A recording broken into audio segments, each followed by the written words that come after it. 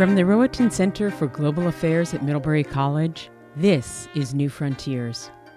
I'm Charlotte Tate, Associate Director of the Rohatyn Center for Global Affairs. New Frontiers podcasts highlight research undertaken by Middlebury scholars and others on matters of international and global concern. Everything from big tech, environmental conservation, and global security to religion, culture, and changing work patterns is fair game. In this episode, Mark Williams, director of the Rohatyn Center, sits down with historian Joyce Mao to discuss how concerns over China and U.S. foreign policy in Asia after World War II helped shape modern political conservatism in America and create a movement which in time exercised increasing influence in American politics. Joyce Mao is an associate professor of history at Middlebury College. Much of her research has focused on American foreign affairs and national politics during the Cold War, especially with respect to U.S.-Asia relations, and in particular with respect to the effects that US-China-Taiwan relations had on American domestic politics. Today I'll be talking with Joyce about the arguments she makes and the conclusions she reaches in her book, Asia First, China and the Making of Modern American Conservatism, which the University of Chicago Press published in 2015. Joyce Mao, welcome to New Frontiers. Thank you so much. It's a pleasure to be here. I love the title of the series. I feel like we're going to announce a mission to the moon. We might get there eventually. Well, why don't we dive right in? And let me ask this. With all of the history that there is to study, what kindled your own personal interest in this particular topic, China and the United States of the 1950s and 60s? What was it that drew you to this subject? Well, my interest in political history and the history of conservatism began when I was an undergrad history major at UC Berkeley.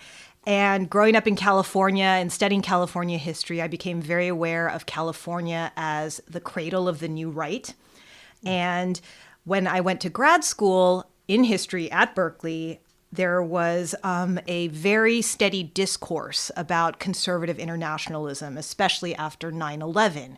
And mainstream media coverage of 9/11 and what the Bush administration would do in response to it really made it seem as if conservative internationalism and overseas intervention were a given.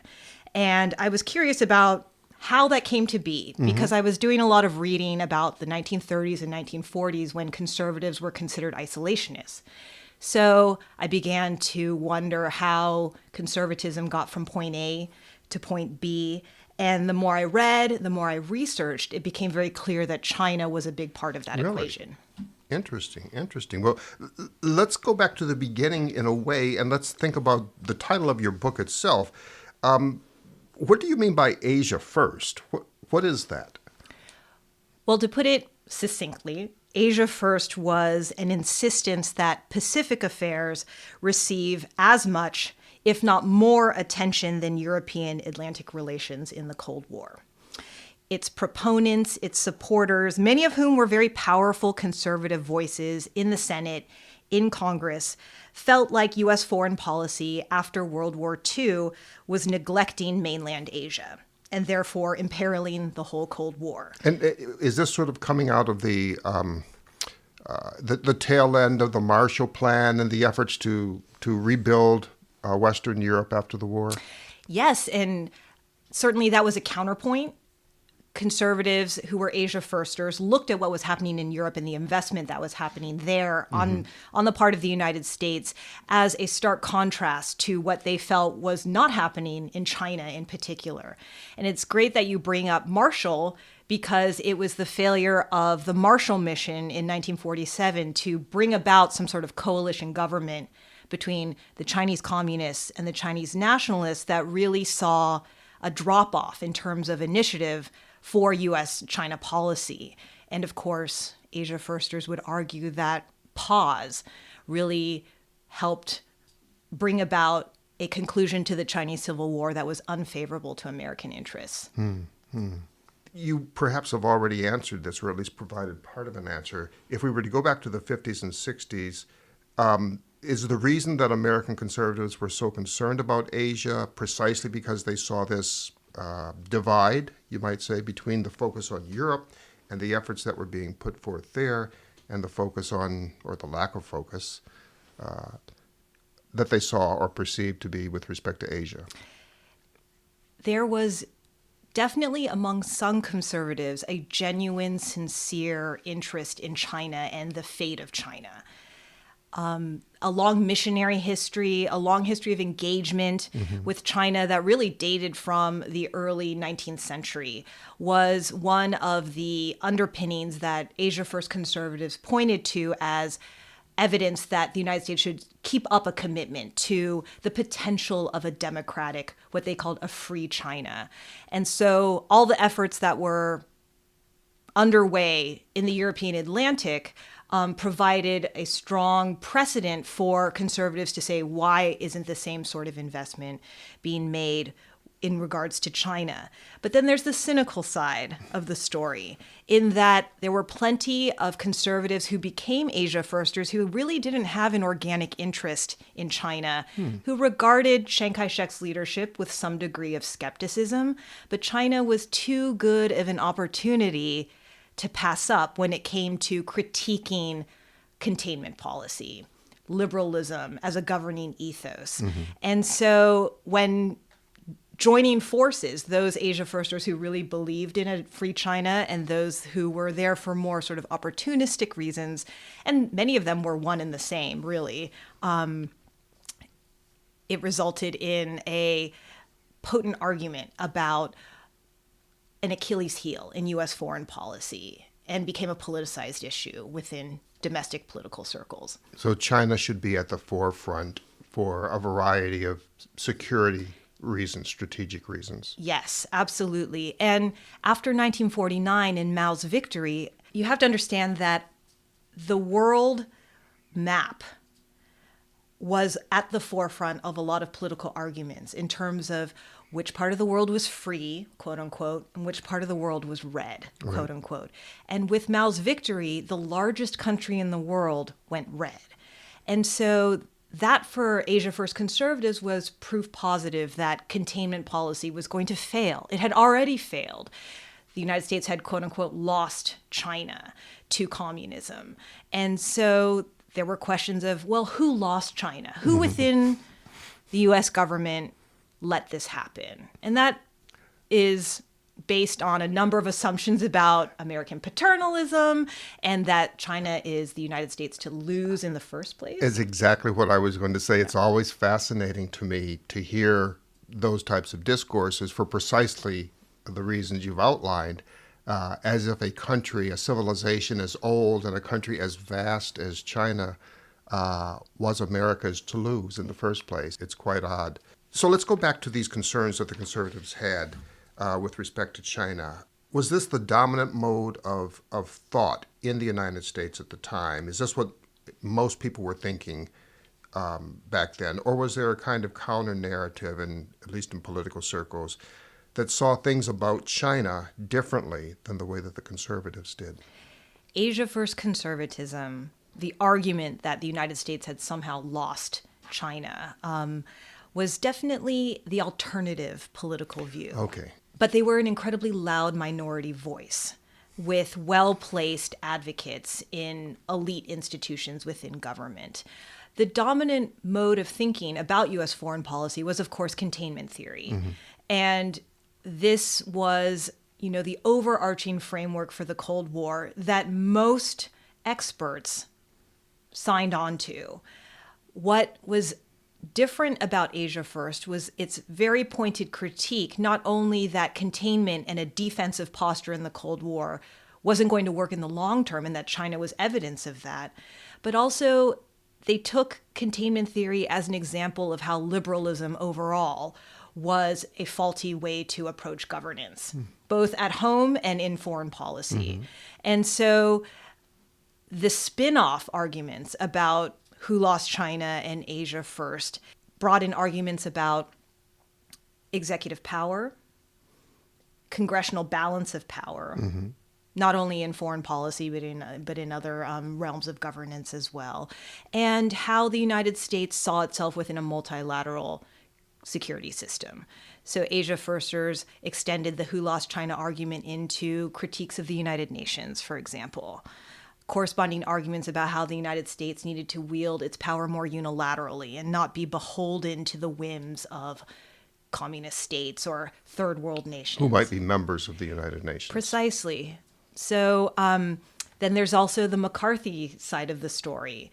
McCarthy's Red Scare began as a hunt for communist subversion within the State Department. Who Lost China was a big part of the context for McCarthyism's rise to the fore of the national political discussion. And so arguments about government is too big, it's too bureaucratic. There are employees within government who aren't vetted enough, and that such an unwieldy state is not serving American interests either at home or abroad. I see. Well, this is really fascinating to think about the way that the foreign gets mirrored into the domestic and is welded together there. Let me be a little provocative. You said that you were a history major as an undergraduate. I almost became a history major myself, so I did a fair amount of reading as an undergraduate in history. And the history books, at least to my mind, they're usually filled with lots of information, lots of details and so forth. But when you boil it all down, most history books seem to make a couple of central or really big arguments. And one of the biggest arguments that your book seems to make is that the conservatives' interest in China actually helped shape how the political right developed here in the United States. So I have two questions for you here. First, is that more or less an accurate reading of the book? I'm not misinterpreting anything there. Is that an accurate reading of one of the book's big arguments? And second, if it is an accurate reading, then how much of this conservative focus on China actually did help shape how the political right developed here at home? You read the book correctly. Thank you. Thank you for hewing so closely to one of the main arguments that I make in the book is that China helped bridge a divide between the elite institutional politicians that were easily associated with Asia First conservatism, names like Barry Goldwater, William F. Noland, who was a senator from California, Robert Taft, who was a senator from Ohio and Senate Majority Leader. These were folks who really inhabited sort of exalted realms of elite American politics. But one of the marked features of the post-war New Right is its grassroots movement and its ability to reach new audiences, new constituents, and keep conservatism evolving and reaching new audiences and new voters. And in the 1940s, there is a palpable divide between elite conservative officials in places like Congress and a growing grassroots movement that is going to only reach full flower in the 1960s. China is an issue that helps, in a topical way, elite officials reach out to grassroots activists and vice versa. China means so many different things to so many different kinds of Americans. And what really helps unite these branches of the conservative movement when it comes to China is this affinity for the idea of China and the potential of China as a democratic counterpart to the United States in the Pacific. It is something that I found really consistently in the archives when it came to letters from constituents to their representatives, publications that grassroots organizations would put out to members and future members, as well as, campaigns trying to reach out to elected officials. This belief that China would become, or ought to become, a democracy, sort of the mirror image of the United States, something like that? Yes, and that goes back to that sort of open door special relationship that harkened back to the United States poised to become a major world power, reaching out, the world's youngest democracy, reaching out to reform, the world's oldest country in a meaningful way and building sort of bridges of ideological brotherhood.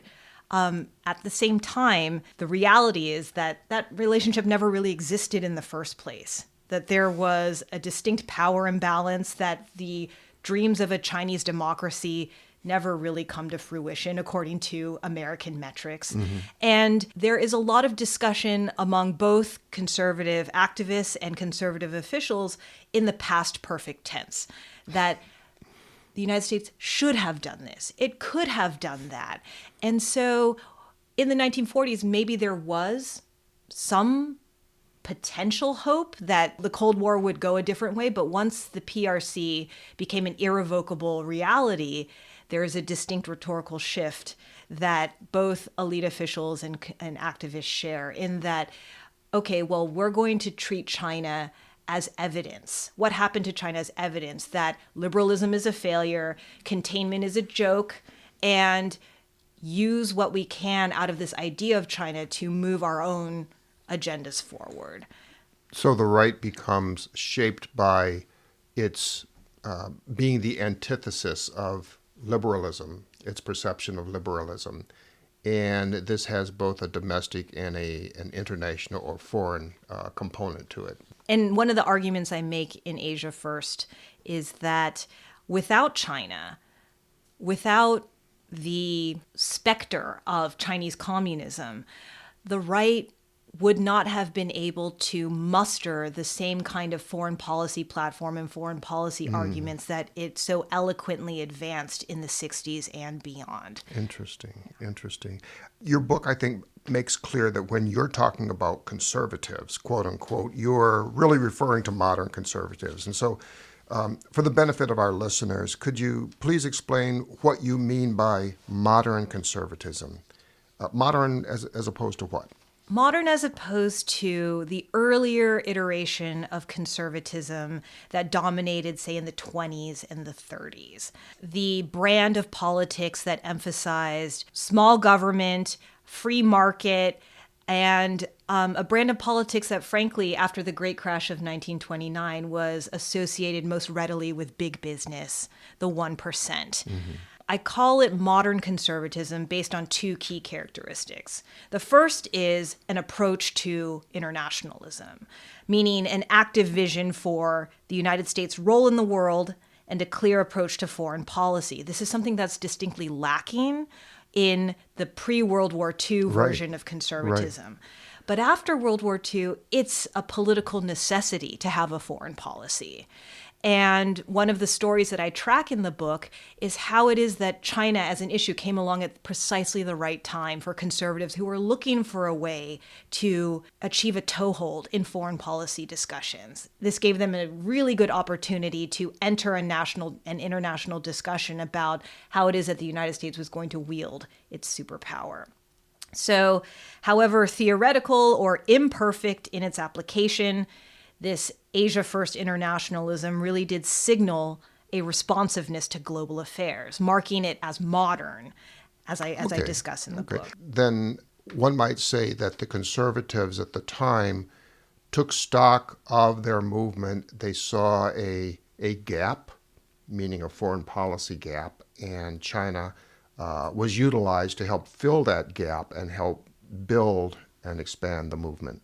Yes. Okay. Yes. The second feature of modern conservatism that I really want to mark is how it is that conservatism continually evolved its organization and its mobilization, meaning that it was a political movement whose dynamic composition allowed for future growth.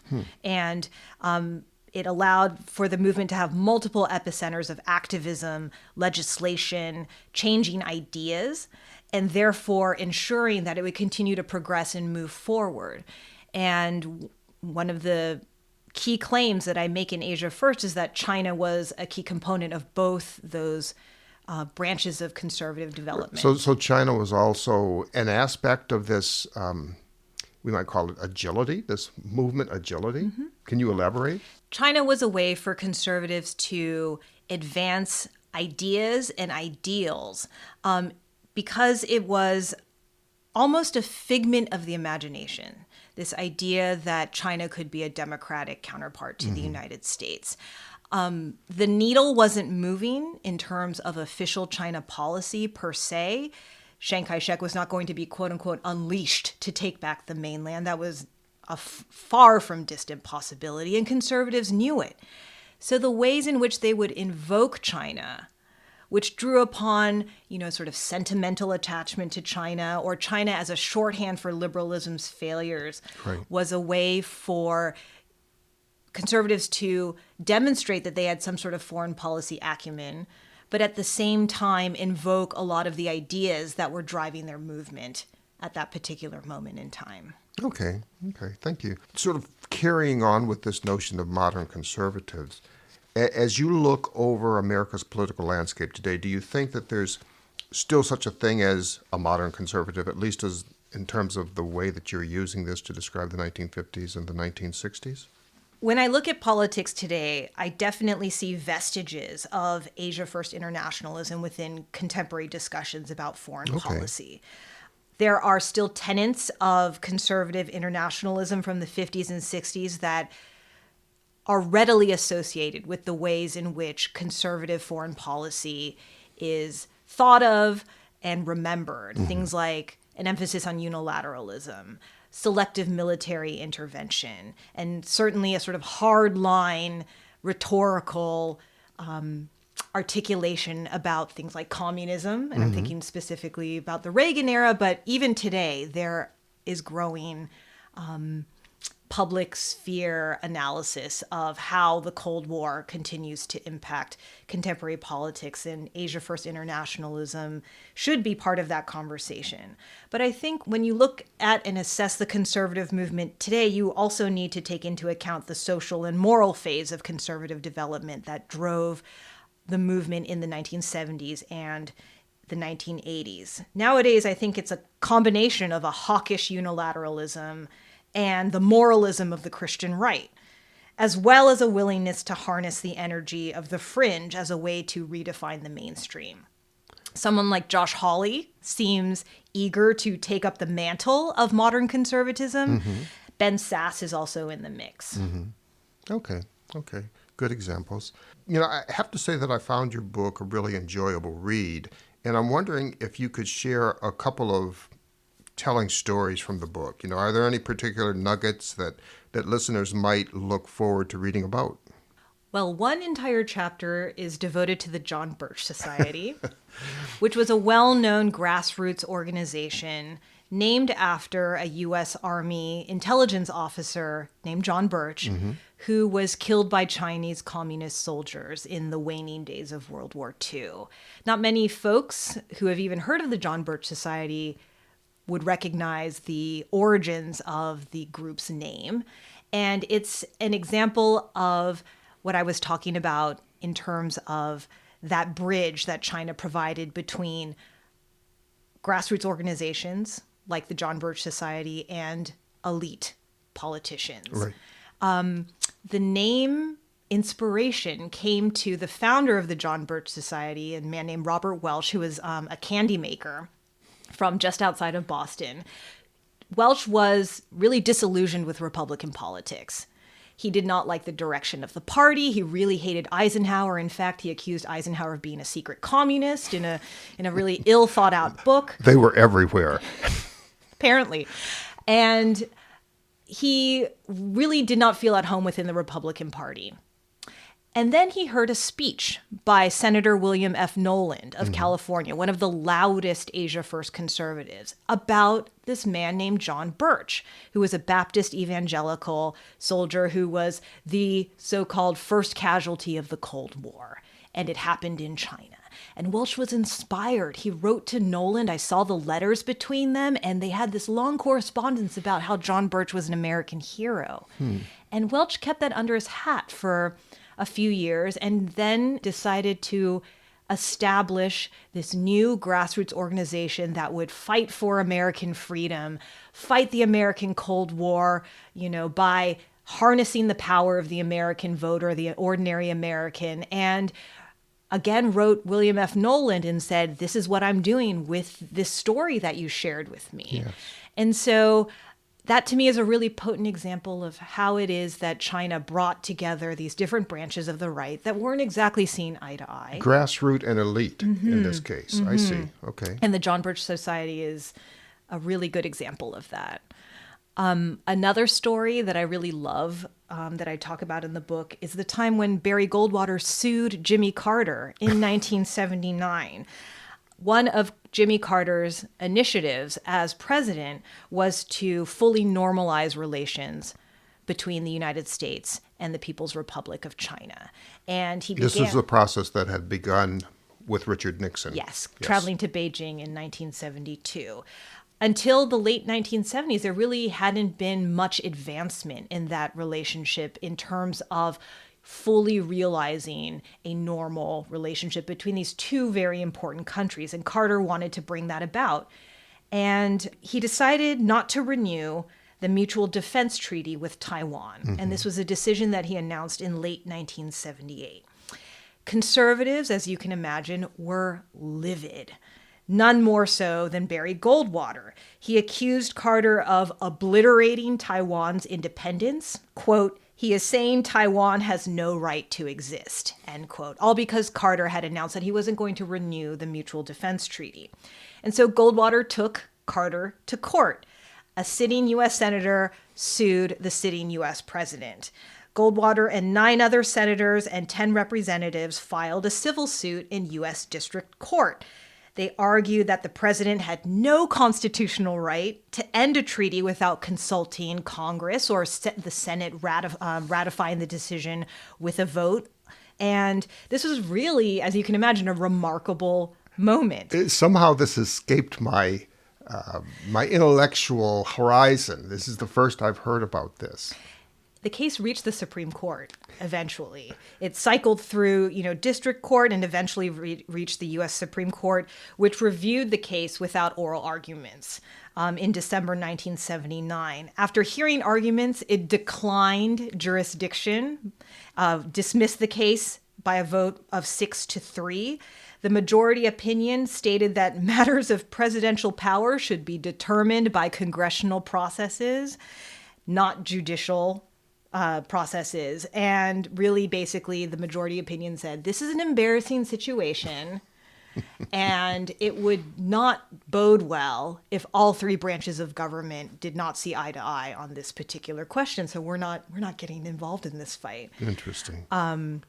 This defeat of Goldwater's case was actually offset by the passage of the Taiwan Relations Act in the spring of 1979. And the TRA was a really forceful statement by Congress that there would be continuing American support for Taiwanese sovereignty. And it included that crucial element of future arms sales if the island's defenses were in need.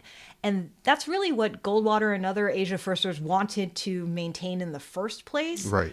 They also wanted to show up the president and obviously. really kind of reiterate Congress's power when it came to foreign policy. This is so fascinating. In light of everything that you've said so far and what I have read in the book, what impact did the conservative efforts ultimately have on American foreign policy and U.S.-China relations? What's your assessment there?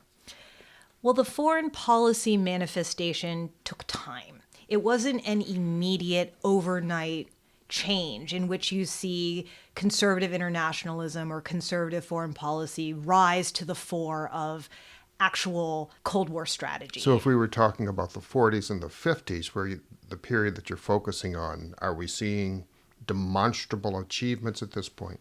Not so much. What I talk about in the book is that the foreign policy arguments that were being made in the 50s really had most impact on domestic politics. Okay. But then the seeds were planted for the long term. Conservatives eventually run presidential candidates, eventually win the White House under an unabashedly conservative banner with Ronald Reagan. And certainly, something like Reagan's rhetoric during the Cold War, which was very hardline, at least in public, owes a lot to that conservative internationalism and that sort of hardline stance about winning the Cold War. We're talking about rollback, not containment. And that's something that Asia Firsters articulated as far back as the 50s. I think another impact that Asia First has had on US-China relations specifically is the fact that Taiwan remains a key issue, and that the independence of Taiwan, the sovereignty of Taiwan, is something that is going to continue to mark US-China relations. It's in the news right now. Absolutely. I mean, it's certainly what Xi and Biden were discussing the other day. The other element in terms of lingering and lasting impact is how Asia First really demonstrated that American public sentiment about China matters when it comes to the shape of national political discussions, and that millions of Americans care about China and think that China has a place within America's future, for better or for worse. Okay, I understand now. To what extent do you think that Asia First still resonates with America's political right today? Can it help us better understand what's happening inside conservatism right now? Understanding the history that American conservatism has with China, I think helps us to better understand not only the history of that particular movement, but also get a better read on the nuances of what's being discussed today. When we think about China's continuing reverberations within American politics, conservatives' consistent calling out of the PRC is really hard to miss. Trump's demonization of the PRC, even as he expressed personal admiration for Xi Jinping, is one example. And certainly foreign policy credentials for politicians who are on the right entail op-eds and public addresses about the dangers of a China unchecked by the United States. Even with a Democrat in the White House, the tenor of recent US-China relations really does recall the era of the Mutual Defense Treaty with Taiwan. Biden's overall approach, his continuation of the trade war with the PRC, his emphasis on building out American infrastructure and multilateral alliances to counter the PRC, signal the legacies of Asia First. And when it comes to American public opinion, polls reveal a prevalent concern about China and its significance for the United States. And it's a concern that cuts across partisan and regional lines. And so one thing that I'm left wondering is how these present circumstances really elicit the question of, are we all, progressives, liberals, conservatives, and everyone in between, all Asia Firsters now? It's an interesting question. I'm thinking about the extent to which a focus on China might actually carry more weight today than it did in times past, particularly in the 40s and the 50s. I'm thinking about China, which is not a huge impoverished country. It is a huge wealthy country, a China whose power clearly is growing, whose influence is growing, and whose ambitions are following in step with its growth of influence. As a political scientist, as someone who looks at and thinks about great power relations in a serious way, there seems to be a great case to make that this is a relationship that ought to be managed with care for all of these obvious reasons. We're not talking about a country that is easy to ignore or that should be ignored. In contrast with the 40s and the 50s, where one, I think, could make a case that given what had happened in the Second World War and given the problems that Europe had created for most of the world, the focus probably should be there to make sure that those types of problems don't recur. Do you have any thoughts about what's going on with U.S.-China relations right now? As a student of history, are there any lessons from the 1950s and the 1960s that you think might help policymakers either in Beijing or Washington make this relationship the best that it could be? I keep coming back to Taiwan as a flashpoint for U.S.-China relations. And the recent discussions about China and about Taiwan really do show a contrast in terms of what the United States will go to bat for. Not human rights violations, not pro-democracy protest crackdowns in Hong Kong. Those two latter events did not elicit the same sort of strong protectionism that the Biden administration has demonstrated, say, with military exercises and strong rhetoric in bilateral talks with the PRC. The way in which I think I'm going to consider, the shape of future U.S.-China relations still centers on that old issue of Taiwan. Right. Which is very familiar to many Americans sort of intergenerationally, and I think holds a sort of historical weight that even Hong Kong, the Uyghur situation, don't really resonate in the same way with Americans who are observing from afar in many cases. I think the Biden administration is using both multilateral means and bilateral discussions to make its own mark on U.S.-China relations. Okay. And the fact that we are now in a steady dialogue between the two countries is, in and of itself, perhaps the point, right? Because it's been a while since there has been a really clear China policy. And it seems as if the Biden administration is making China a real focal point in the way that it conceptualizes world order and American foreign policy to shape that world order. Even during the Obama administration's pivot to Asia, there were gestures, but not this sort of front and centering of China as both a potential partner in some cases, say with the climate discussions, Yes. but also adversarial. And I'm watching with keen interest. What I think is different about the Biden approach vis-a-vis the Obama approach is that we're in a different political moment now. We're post-Trump.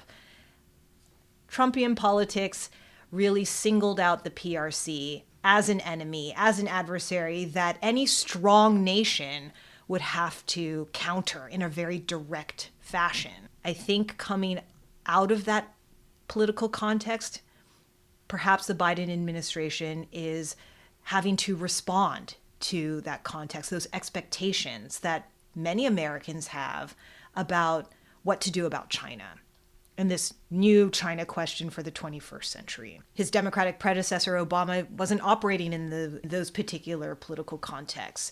And so perhaps that's something to bear in mind when thinking about why it is that the Biden administration seems to be placing China front and center. I can see the residual effects of how the relationship deteriorated, one might say, from 2016 up through 2020, increasing animosity and so forth, and trade wars and so forth. I can see that. Well, Joyce, let me ask you, in the time remaining, what is next for you? The book that we've been discussing was published in 2015, and what are you working on now that we can look forward to reading? What I'm working on now is a project about China in the American economic imagination. So I'm asking questions like, why does the Chinese economy inspire such deep emotions, ranging from anxiety to optimism among all types of Americans? I'm interested in the history of the answers to that question. So I'm looking at how U.S. officials try to decipher events like the Great Leap Forward. How American economists use China as a case study for modernization theory, particularly in the 1960s. I'm also making the Asian Development Bank the subject of one chapter. In many ways, this new project is a natural follow-up to Asia First. With Asia First, I looked at conservatives. Now I'm turning my attention to the liberals who actually had policy-making power in the 60s and how they sought to significantly alter the U.S.-China dynamic when there was no official relationship between the two countries. And what I'm finding is that money and economic theory are key tools that American liberals tried to use to reshape not only the U.S.-China dynamic, but the Pacific region at large. That's really fascinating. I honestly look forward to reading what you have to write. We've been talking about the book, America First, China and the Making of Modern American Conservatism, and we've been speaking with the author of that book, Middlebury College professor Joyce Mao. Joyce, thank you so much for taking time to talk to us today on New Frontiers. Thank you so much. As a native Californian, Professor Joyce Mao grew up on the West Coast, and after migrating to the Northeast, she's embraced life in Vermont, hiking the trails around Middlebury and enjoying the ski slopes nearby while trying to keep up with her 2 children. She enjoys baking, reading, and is an architecture and design enthusiast.